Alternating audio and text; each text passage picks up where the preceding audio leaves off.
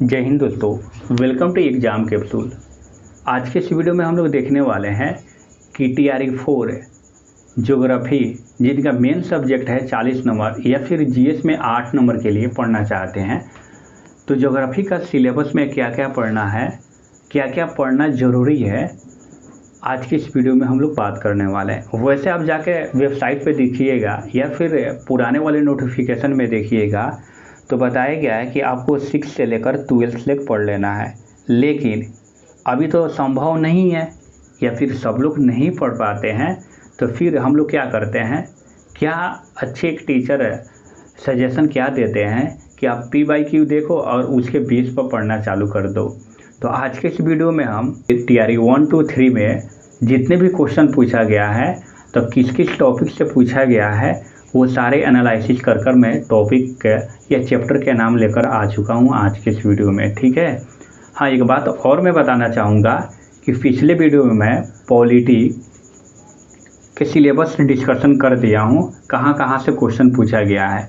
अगर आप कमेंट करते हैं तो मैं बता दूंगा कुछ प्रश्न को लेकर, हाँ इस टॉपिक से पूछा गया है या नहीं पूछा गया है। तो चलिए आज के इस वीडियो में हम लोग शुरू करते हैं कि TRE 4 के लिए ज्योग्राफी का सिलेबस से डिस्कशन करने वाले हैं। ठीक है, कहाँ कहाँ से क्वेश्चन पूछा गया है और ये बात करेंगे भारत का भूगोल और विश्व का भूगोल।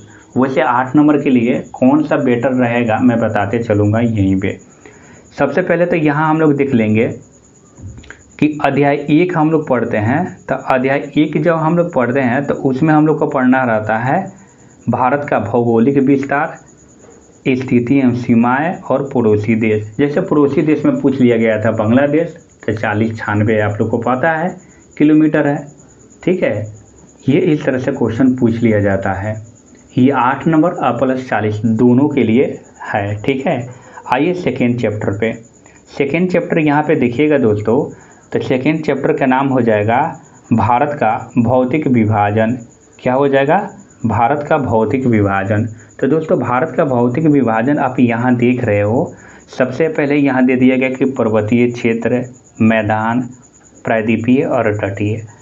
तो ऐसे नहीं करना है। जो NCERT में 6 दिया गया है, क्या दिया गया है, वो हिमालय यानी कि पर्वत के बारे में दे दिया गया है, जस्ट नीचे मैदान के बारे में दे दिया गया है, फिर आइएगा तो पठार के बारे में दे दिया गया है, फिर तट के बारे में दे दिया गया है, मरुस्थल के बारे में दे दिया गया है और द्वीप के बारे में दे दिया गया है। ये सारे चीज़ पढ़ लेना है, यानी कि फर्स्ट चैप्टर और सेकेंड चैप्टर ये 8 नंबर और 40 नंबर दोनों के लिए ही पढ़ना है। नेक्स्ट हम लोग आ जाएंगे भारत का अपवाह तंत्र। तो दोस्तों भारत का अपवाह तंत्र यहाँ से देखेंगे, ये 3rd नंबर चैप्टर आ जाएगा हम लोग के लिए। ठीक है, तो इसमें दे दिया गया है, क्वेश्चन पूछा गया है कि हिमालय नदी प्रणाली, प्रायद्वीपीय और झील के बारे में, मतलब इसके पहले पूछा गया था। लेकिन हम लोग को इस तरह से ये गलती नहीं करना है।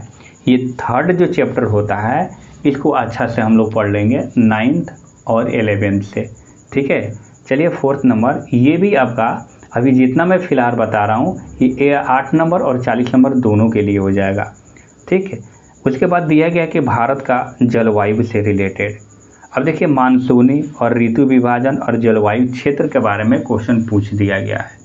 जैसे क्वेश्चन पूछ दिया गया था कि भारत का जलवायु कैसी, तो मानसूनी है, सिंपल बात है।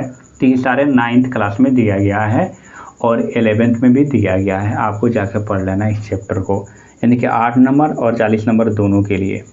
आ जाइए 5 नंबर क्वेश्चन है दोस्तों कि वनस्पति और प्राकृतिक वनस्पतियाँ।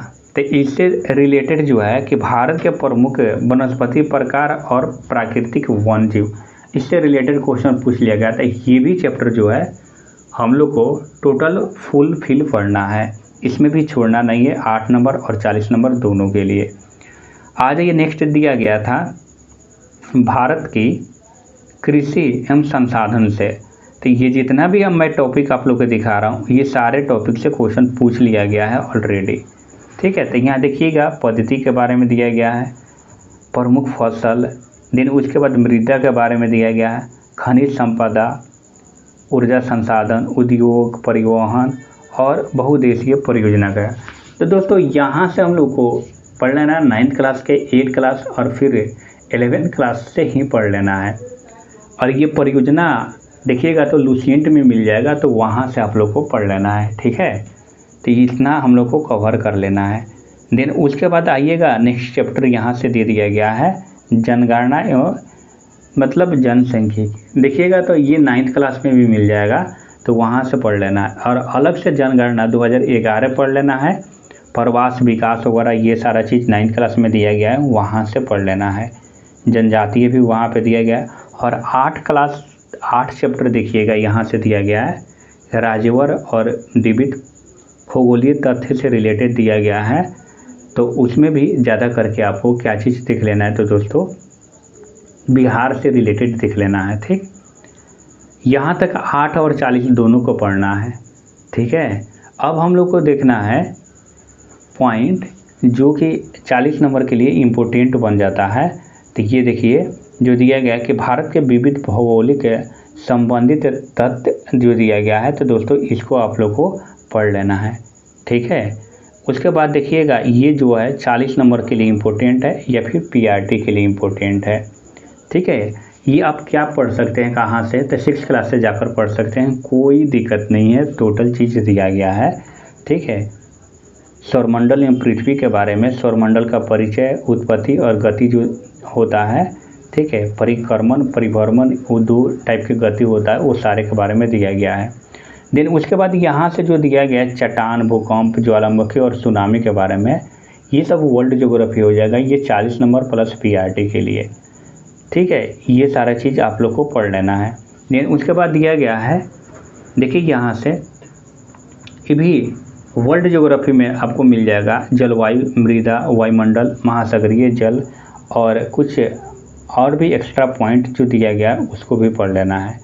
मैं यहाँ से दिखा देता हूँ टॉपिक, ये भी आपको देख लेना है, ठीक है। खनिज उद्योग संसाधन के बारे में, ठीक है। और यहाँ से देखिए स्पेशल मतलब जो मैं बोल रहा था कि भूगोल जो आता है बिहार का, उससे पढ़ लेना है, ठीक है। ये भौतिक विभाजन पढ़ लेना है, प्राकृतिक संसाधन, कृषि, उद्योग, जनसंख्या, समाज से रिलेटेड, मतलब आपको इसको पढ़ के जाना है। तो मिलते हैं नेक्स्ट वीडियो में, और नेक्स्ट वीडियो में मैं लेकर आऊँगा जो आप कमेंट कीजिएगा उस सब्जेक्ट का सिलेबस P/Q को एनालिसिस करके और कौन कौन से टॉपिक और चैप्टर को पढ़ना है, टोटल अच्छे ढंग से मैं लेकर आऊँगा। हो सकता है कि 1-2 दिन समय लग जाए, लेकिन मैं अच्छे से एनालिसिस करके ज़रूर लाऊँगा। वैसे मैं पॉलिटी और आज ज्योग्राफी का मैं अपलोड कर दे रहा हूँ, अगर आप बोलिएगा तो मैं हिस्ट्री का भी सिलेबस लेकर आऊँगा और टोटल अच्छे से डिस्कशन कर दूँगा। मिलते हैं नेक्स्ट वीडियो में। Thanks for watching, bye bye.